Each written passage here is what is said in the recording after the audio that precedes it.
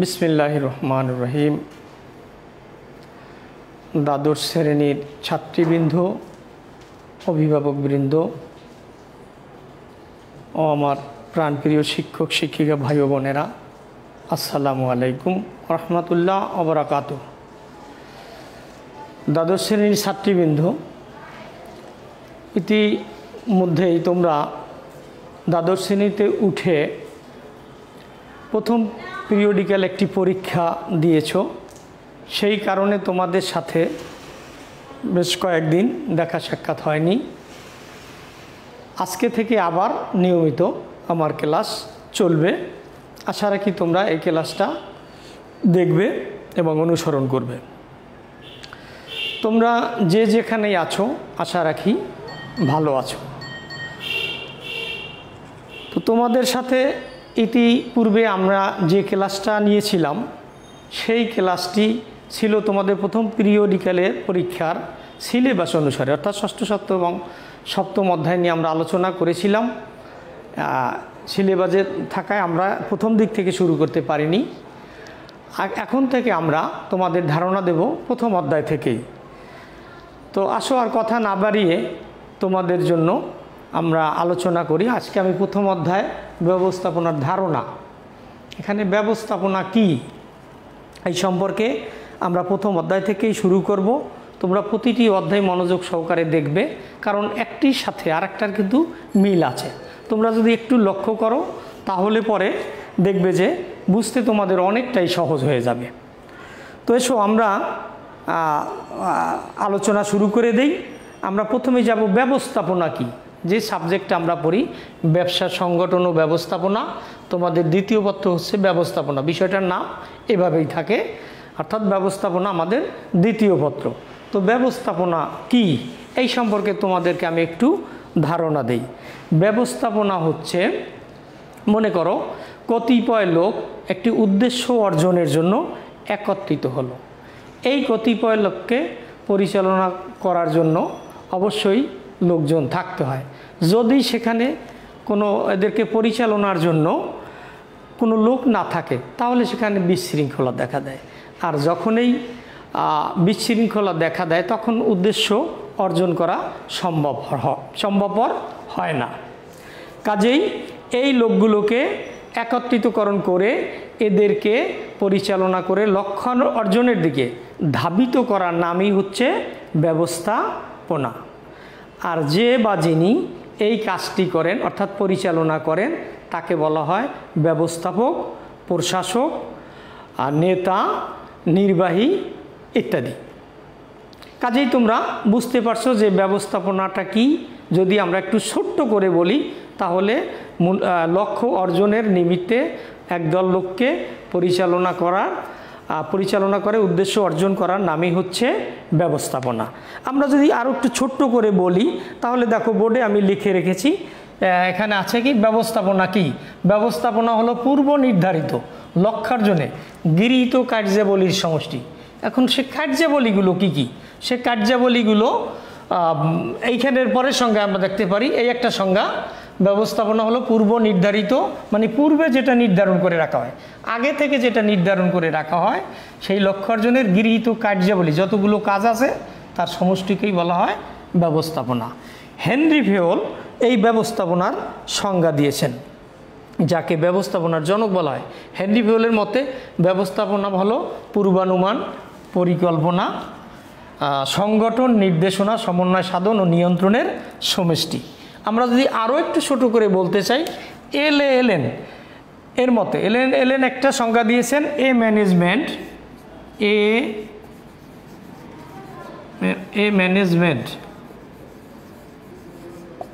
Is what এ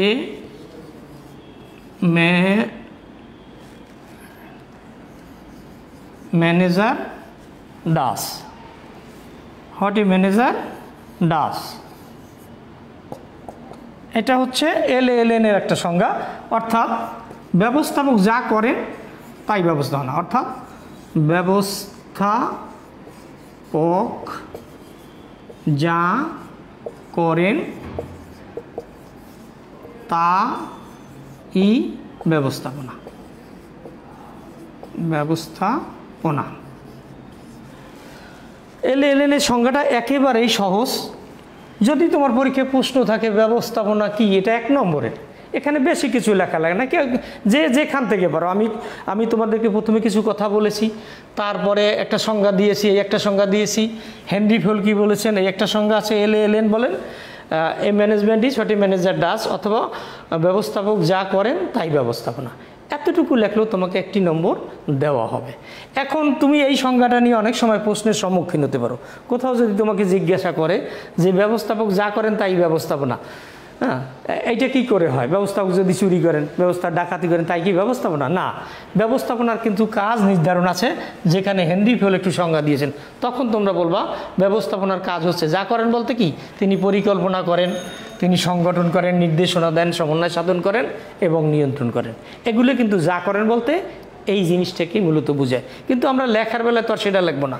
আমরা যদি লিখে দেই ব্যবস্থাপক যা করেন তাই ব্যবস্থাপনা, তাহলে পরে ব্যবস্থাপনার সংজ্ঞাটা হয়ে যাবে। আশা রাখি তোমরা বুঝতে পারছো। আমি যতটুকু আলোচনা করলাম, আমি যে সংজ্ঞাগুলো দিলাম, আমি প্রথম একটু আলোচনা করলাম, সেইটা থেকে তোমরা নিতে পারো, কাটছাট করে লিখতে পারো। এবং এখানে 3-3টে সংজ্ঞা দিয়েছি, এর থেকে তোমাদের যে কোনো একটি সংজ্ঞা, অথবা বইয়ের মধ্যে আরও সংজ্ঞা আছে, এখান থেকে একটি তোমাদের মনে রাখতে হবে। সব সময় এইটা টোটস্থ থাকতে হবে, অর্থাৎ এটা মনে রাখতে হবে। এসো আমরা আর একটু সামনের দিকে আগাই। সেটা হলো এরপরে আমরা শিখব ব্যবস্থাপনার গুরুত্ব। হেডলাইনটা তোমরাও একটু তুলে নাও, লিখে নাও।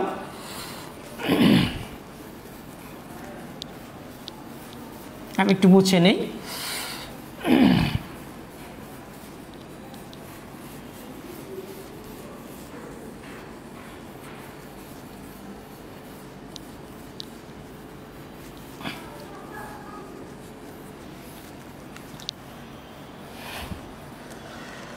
এসো আমরা এখন শিখব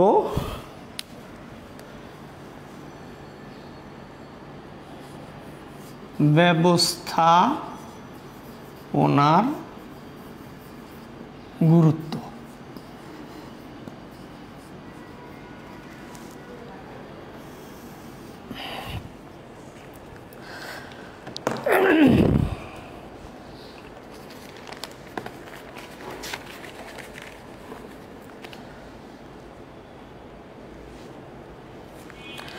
আচ্ছা, ব্যবস্থাপনার গুরুত্ব। কোনো প্রতিষ্ঠানের লক্ষ্য অর্জনের জন্য ব্যবস্থাপনা একটি শক্তিশালী উপাদান। এই শক্তিশালী উপাদান যদি সুন্দরভাবে, সুষ্ঠুভাবে কাজে লাগানো যায়, তাহলে পরে একটি প্রতিষ্ঠান সফলতা মুখ দেখতে পারে এবং সফলভাবে সে সমাজে টিকে থাকতে পারে।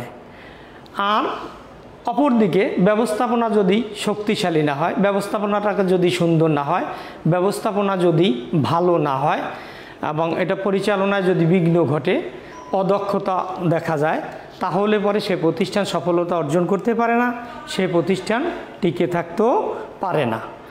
কাজেই বুঝতে পারছো যে ব্যবস্থাপনার গুরুত্ব অপরিসীম। আমরা যদি একটু উদাহরণ দেই, তাহলে পরে আরও বুঝতে পারি যে পাশাপাশি 2টি হাসপাতাল, সমপরিমাণ মূলধন, সমপরিমাণ অবকাঠামো, সুযোগ সুবিধা সব কিছুই আছে, কিন্তু দেখা যায় একটা নির্দিষ্ট সময়ের পরে একটি হাসপাতাল সামনের দিকে এগিয়ে যাচ্ছে, অপর একটি হাসপাতাল পিছনের দিকে পড়ে আছে।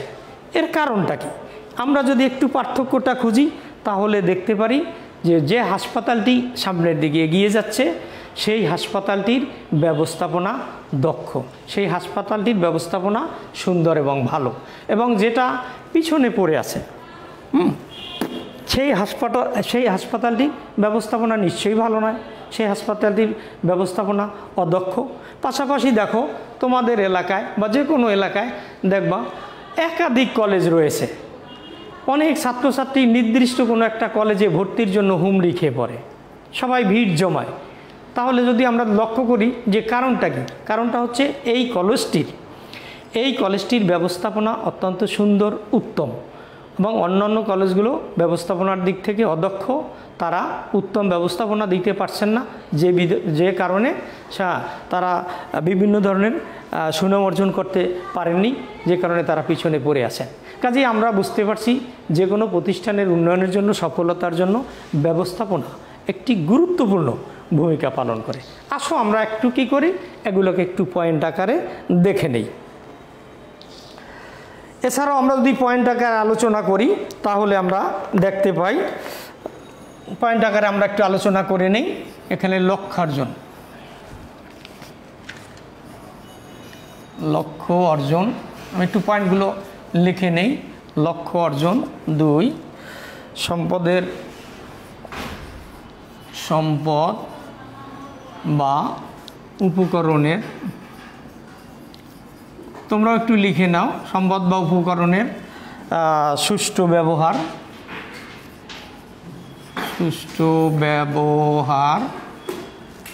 3 দক্ষতা বৃদ্ধি,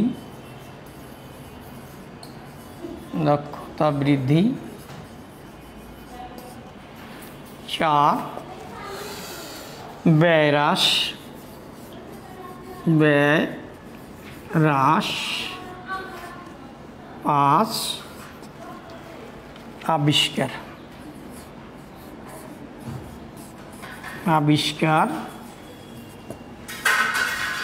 6 নম্বরে লেখো সম্পর্ক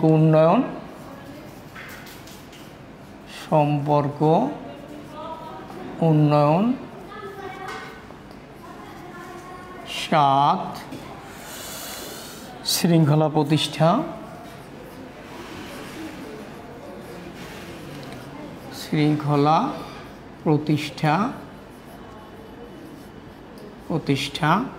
8 উৎপাদন বৃদ্ধি,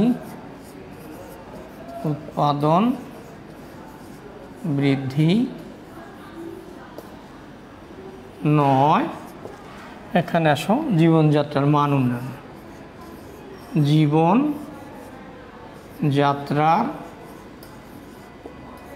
মান উন্নয়ন।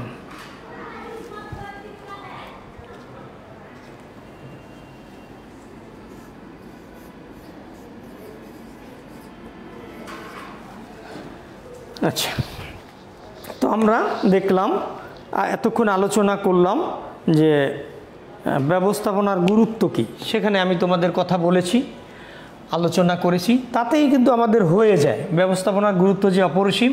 এছাড়াও যদি আমরা একটু পয়েন্ট আকারে দেই, এগুলো আমাদের মনে থাকে, এগুলোর যদি একটু ছোট্টখাট্ট ব্যাখ্যা আমরা শিখে নেই, তাহলেও আমরা সহজেই বুঝতে পারবো যে ব্যবস্থাপনার গুরুত্ব কী। লক্ষ্য অর্জন, লক্ষ্য কি? প্রত্যেকটা প্রতিষ্ঠানেরই একটা টার্গেট থাকে, একটা লক্ষ্য থাকে, একটা গোল থাকে। এই লক্ষ্য অর্জনের জন্য একটা দক্ষ ব্যবস্থাপনা অত্যন্ত গুরুত্বপূর্ণ। একটি ব্যবস্থাপনা যত দক্ষতার সাথে পরিচালিত হবে তত সহজেই লক্ষ্য অর্জন করা সম্ভব হবে। কাজেই বুঝতে পারছো যে লক্ষ্য অর্জনের জন্য ব্যবস্থাপনার গুরুত্ব অপরিসীম। আচ্ছা, সম্পদ বা উপকরণের সুষ্ঠু ব্যবহার।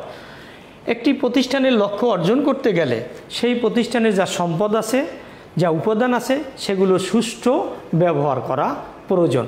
যখন সে সুষ্ঠু ব্যবহার করতে পারবে তখনই কিন্তু সে লক্ষ্য অর্জনে বুঝতে পারবে। তো ব্যবস্থাপনা কি করে?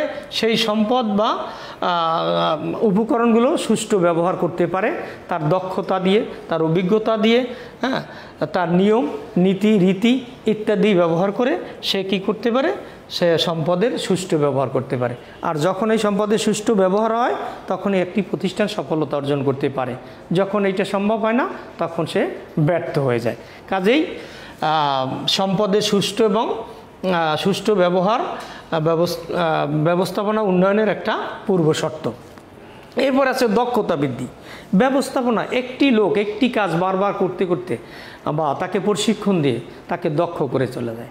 একটি লোক যখন দক্ষভাবে সে কার্যাবলী সম্পাদন করে তখন প্রতিষ্ঠানও সফলতা অর্জন করে, প্রতিষ্ঠানও মানসম্মত পণ্যদ্রব্য উৎপাদন করতে পারে। অদক্ষ লোকের পক্ষে এটা সম্ভব না। ব্যবস্থাপক তার কর্মীদের এইভাবে দক্ষতা সম্পন্ন করে তোলে।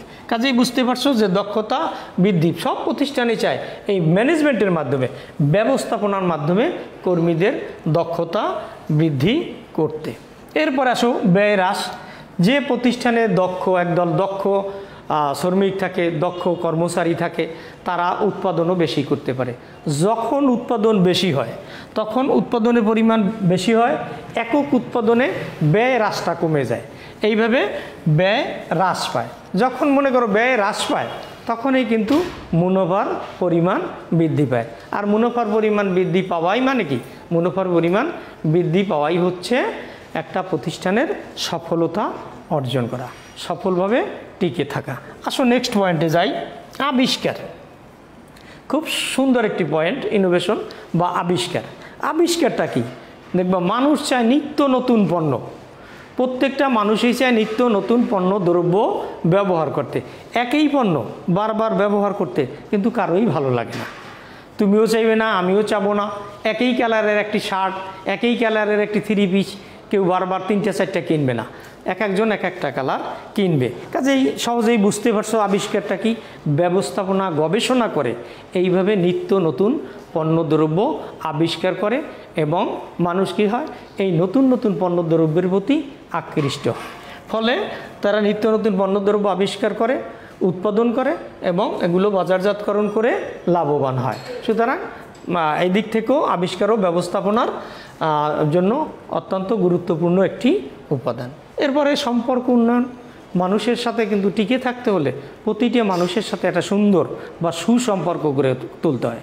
ব্যবস্থাপনা প্রত্যেকটা সমাজের সর্বস্তরের মানুষের সাথে যোগাযোগের মাধ্যমে তাদের সাথে মিশে, শ্রমিক কর্মীদের সাথে মিশে ব্যবস্থাপক সব দিক থেকে তাদের সাথে একটা সম্পর্কের উন্নয়ন করে। আর এই সম্পর্কের উন্নয়নের ফলে ব্যবস্থাপনা মাথা উঁচু করে সমাজে কিন্তু টিকেও থাকে।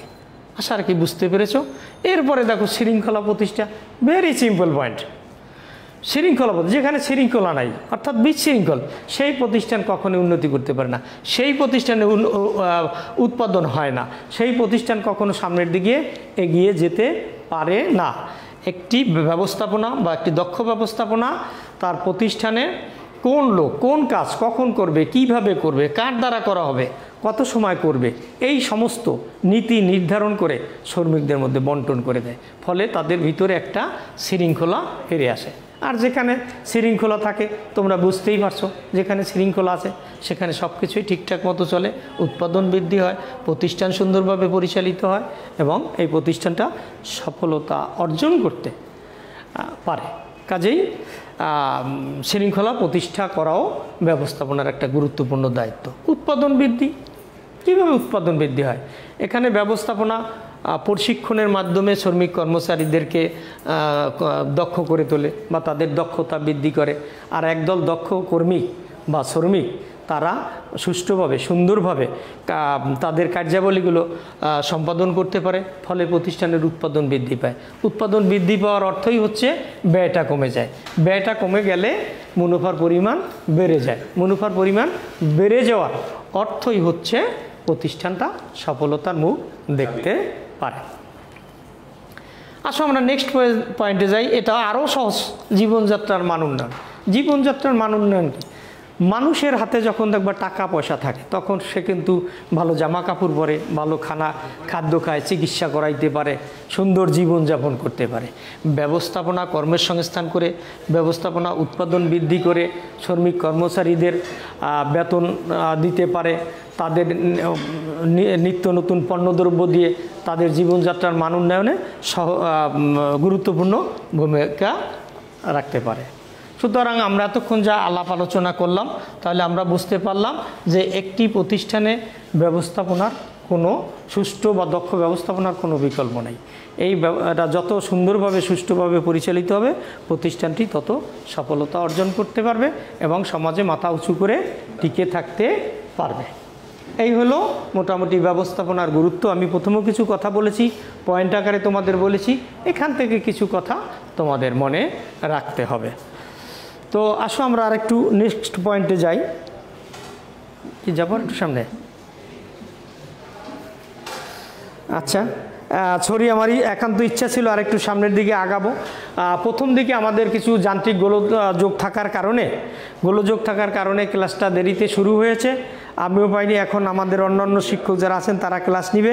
ঠিক আছে দ্বাদশ শ্রেণীর শিক্ষার্থীবৃন্দ, আবার তোমাদের সাথে আবার আমাদের দেখা হবে। আমরা সেখান থেকে আবার আলোচনা করব। তোমাদের সাথে দেখা হবে। সেই পর্যন্ত তোমরা ভালো থাকো, সুন্দর থাকো এবং সুস্থ থাকো। আল্লাহ হাফেজ।